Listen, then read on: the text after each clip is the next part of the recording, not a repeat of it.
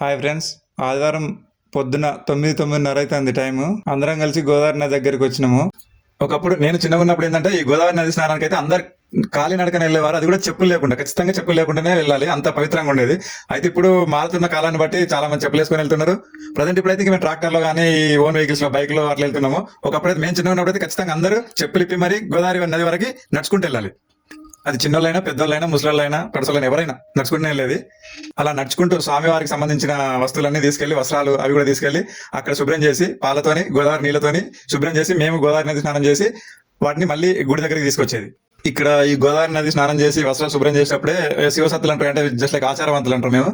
ఎవరికైతే దేవుడు పూంటాడో వాళ్ళు ఏంటంటే ఎలా జరిపించాలి, ఏమైనా తప్పులు ఉంటే అప్పుడే చెప్పేస్తారు అన్నట్టు. దాని ప్రకారంగా మేము ఈ మల్లన్న పట్టణాలు నిర్వహిస్తాం. గోదావరి నది స్నానం చేసి వచ్చినాక మైలపోలు తీస్తాము. మైలపోలు అంటే ఇట్లా బియ్యంతో పోలు పోసి, మనం కదా పెళ్ళిళ్ళకప్పుడు పోలు ఎట్లా పోస్తారో బియ్యంతో పోలు పోసి ఇదంతా ఒగ్గోలు చేస్తూ ఉంటారు అన్నట్టు. పోలు పోసినాక దేవుణ్ణి తీసుకొచ్చి దేవుణ్ణి పోలు మీద కూర్చోబెట్టి దేవునికి మైలపోలు తీసినాక తర్వాత మా తమ్మని కుటుంబీకులంతా కూడా ఈ పోలు మీద కూర్చొని మైలపోలు తీసుకుంటారు అన్నట్టు. ఇప్పుడే పోలు వేయడం అయింది. ఫస్ట్ దేవునికి మైలపోలు తీస్తారు, తర్వాత మీరు ఈ వీడియోలో చూడొచ్చు పోలు వేయడం అయిపోయింది. దేవుణ్ణి ఇప్పుడు ఇట్లా చుట్టూ తిప్పుకుంటూ తర్వాత మైలపోలు మీద కూర్చుని పెడతారు అన్నట్టు. నేను ఇందాక చెప్పినట్టు మల్లన్న స్వామికి లగ్గానికి ఎంత కష్టం వచ్చిందో ఆ కథ చెప్తూ కొన్ని సీన్లు ఇక్కడ రీక్రియేట్ చేస్తారు అన్నట్టు ఒగ్గోళ్ళు. అందులో వాళ్ళు మధ్య మధ్యలో చేసే జోక్స్ చాలా బాగుంటాయి. ఈ పట్టణాలు చూడడానికి వచ్చిన బంధువులు ఇంకా గ్రామస్తులు చాలా బాగా ఎంజాయ్ చేస్తారు వాటిని మాతో పాటు. ఇప్పుడు మైలపోలు కార్యక్రమం పూర్తయింది. తర్వాత ఇట్లా బియ్యం దంచుతారు అన్నట్టు. నిజం చెప్పాలంటే ఇవి బియ్యం కాదు, వడ్లు అన్నట్టు. వెనకట మన తాతలు వడ్లు దంచి బియ్యం తీసేవాళ్ళు కదా, అలా దేవుడి కళ్యాణానికి కావాల్సిన తలంబ్రాలు, అక్షితలకి ఇవి ఉపయోగించేటోళ్ళు అన్నట్టు. ఇప్పుడు అన్ని రైస్ మిల్లులైనా ఇక, అందుకే సీన్ రీక్రియేట్ చేయడానికి బియ్యాన్ని దంచినట్టు చూపిస్తున్నాం అన్నట్టు. ఇది ఎప్పటి నుంచో వస్తుంది ఆచారం, ఇట్లా బియ్యాన్ని ఇట్లా దంచడం. తర్వాత ఇట్లా దంచగా వచ్చిన బియ్యాన్ని కొలుస్తారు అన్నట్టు. ఎన్నైనాయి, ఎంత రాసి ఎంత బియ్యం రాసి ఎంత అయిందని కొలుస్తారు. అది ఒగ్గోల్లో కొలుస్తారు. ఈ సమయంలో మల్లన్న లగ్గానికి అప్పట్లో అంటే ఆ కథలో అడ్డుపడడానికి చాలామంది వచ్చారంట దొంగలు. ఎవరైతే ఈ మల్లన్న లగ్గానికి అడ్డుపడాలనుకుంటారో వాళ్ళు ఈ బియ్యాన్ని దొంగలు ఇచ్చేయడానికి ట్రై చేస్తారు అన్నట్టు. అది రీక్రియేట్ చేయడానికి ఇక్కడ మనకు ఈ ఒగ్గోళ్ళు బియ్యం కొలుస్తా అంటే చుట్టూ ఇక్కడ కూర్చున్నారు కదా, వాళ్ళు తాపకిన బియ్యం తీస్తారు యాక్చువల్గా మనకు తెలియకుండానే. ఆ ఒగ్గాయని మాత్రం కొలుస్తున్నాడు. చివరికి ఏమవుతుందంటే అంతా కొలిసినాక ఆ ఒగ్గాయని ఎవరెవరు ఎన్ని బియ్యం తీసారో చెప్తారో వాళ్ళు ఇచ్చేయాలి, రిటర్న్ ఇచ్చేస్తారు కూడా. ఇక్కడ అదే మ్యాజిక్ అన్నట్టు. నెక్స్ట్ కార్యక్రమం పుట్ట బంగారం తీసుకురావడానికి వెళ్తున్నాం. పుట్టమట్టినే పుట్ట బంగారం అంటాం అన్నట్టు. పురాణాల్లో మనకి పుట్టమట్టికి చాలా ప్రత్యేకత ఉంది కదా, అట్లాగనే మనకి వెనకట పుట్టమన్నును చాలా పవిత్రంగా భావించేది, అట్లాగే రోజు యూజ్ చేసేది ఇల్లు అలకడానికి అట్లా ఇట్లా. కాబట్టి పుట్టమన్ను చాలా మంచిగా భావిస్తారు. ఇలా పుట్టమన్ను కోసం వెళ్ళేటప్పుడు ఊరి మధ్యలో బొడ్రాయి దగ్గర భూలక్ష్మి గ్రామదేవత ఉంటుంది. ఇక్కడ భూలక్ష్మికి మొక్కి కొబ్బరికాయ కొట్టి పుట్టమట్టి కోసం వెళ్తాం అన్నట్టు. ఇప్పుడు అటే వెళ్తున్నాం, పుట్టమట్టికి వెళ్తున్నాం.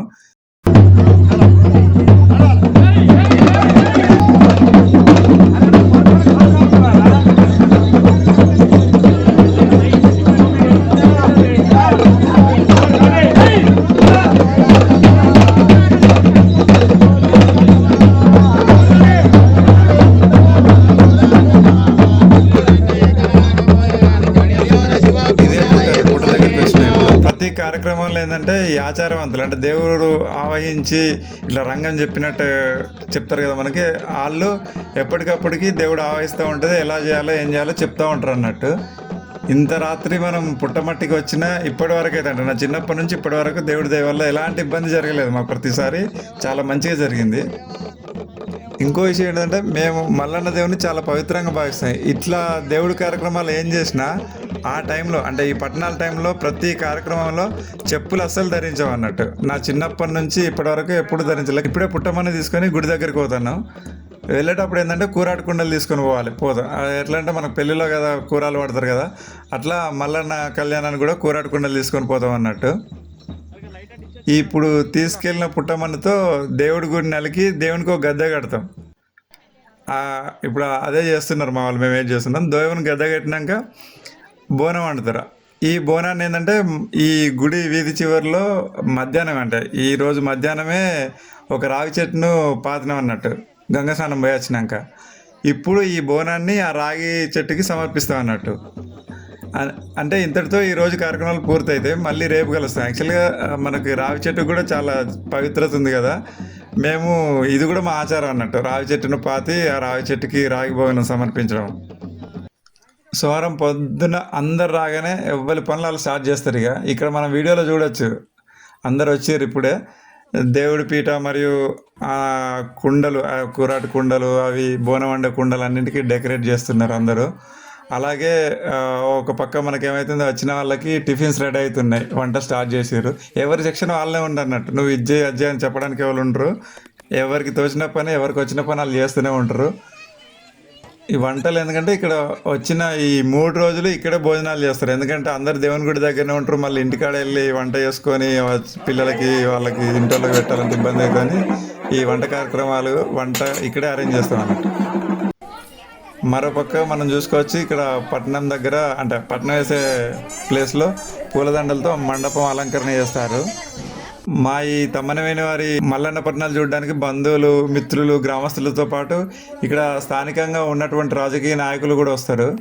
వచ్చి దేవుడి ఆశీస్సులు పొంది వెళ్తారు అన్నట్టు. ఇక్కడ మీరు చూడొచ్చు, ఎమ్మెల్యే గారు కోరకండి చంద్రన్న రావడం జరిగింది.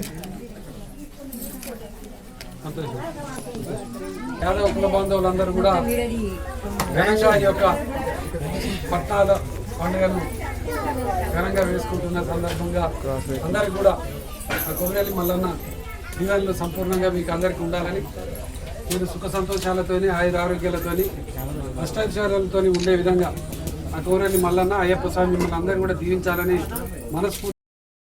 పట్నం వేయడానికి ఇప్పుడు అంతా సిద్ధమైంది. ఇక అంటే ఈరోజు లగ్గం పట్నము. మరోపక్క పట్నం అయినాక తినడానికి భోజనాలు సిద్ధం చేస్తారు. ఇక్కడ మీరు వీడియోలో చూడొచ్చు. అయితే హిందూ సాంప్రదాయంలో ప్రతి ఆచారానికి ఒక సైంటిఫిక్ రీజన్ ఉన్నట్టు, నాకు తెలిసి మల్లన్న పట్నాల ఉద్దేశం ఏంటంటే తమ్మనవేని కుటుంబీకులని ఐక్యంగా ఉంచడానికి ఇది ఎంతో మేలు చేస్తుంది. ఎందుకంటే ఈ పట్టణాలు అంటే చాలు వృత్తిరీత్యా కానీ మరే కారణాల వల్ల కానీ వేరే ఎక్కడున్నా ఊర్లో కాకుండా ఊర్లో బయట ఉన్న వాళ్ళు కూడా అందరు వచ్చి కలుస్తారు. అలాగే ఏమైనా మనస్పర్ధలు ఉన్నా అన్నీ మర్చిపోయి ఈ కార్యక్రమాలు ఎంతో ఉత్సాహంగా పాల్గొంటారు అన్నట్టు. ఇప్పుడు దాదాపు అన్ని కార్యక్రమాలు పూర్తయినాయి. అందరూ లగ్గంపట్నం కోసం వెయిట్ చేస్తారు అన్నట్టు. ఇవాళ లగ్గంపట్నం సోమవారం, బుధవారం అనేది నాగవేలిపట్నం. ఈ పట్నం వేయడానికైతే కొంచెం టైం పడుతుంది, 1 గంట నుంచి 2 గంటలు పడుతుంది. ఈ పట్నం పూర్తయినాక ఏంటంటే అందరిగా భోజనాలు చేస్తారు.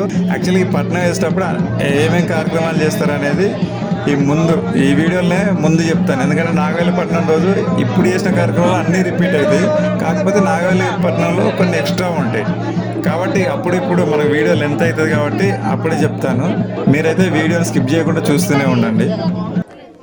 లగ్గంపట్నానికి సంబంధించిన కార్యక్రమాలన్నీ అయిపోయినాక ఏం చేస్తారంటే ఆ పట్నం వేసిన ముగ్గునంత తొలగించి ఇట్లా అలుకుతారు అన్నట్టు, పుట్టమన్నుతోని ఇట్లా అలికి ఒక దీపం పెడతారు ఇక్కడ, దివ్యజ్యోతి లాగా అన్నట్టు. అది ఇంకా ఈ లగ్గంపట్నం అయిపోయినాక ఈ దీపం పెడితే మళ్ళీ అది నాగవెల్లిపట్నం వరకు అది వెలుగుతూనే ఉండాలి, అట్లా కాపాడుకోవాలన్నట్టు. మేము ఒకవేళ మేమైనా తప్పులు దోషాలు చేసినా అది ఆరిపోయే ప్రమాదం ఉంటుంది, కాబట్టి దాన్ని జాగ్రత్తగా చూసుకుంటాం అన్నట్టు.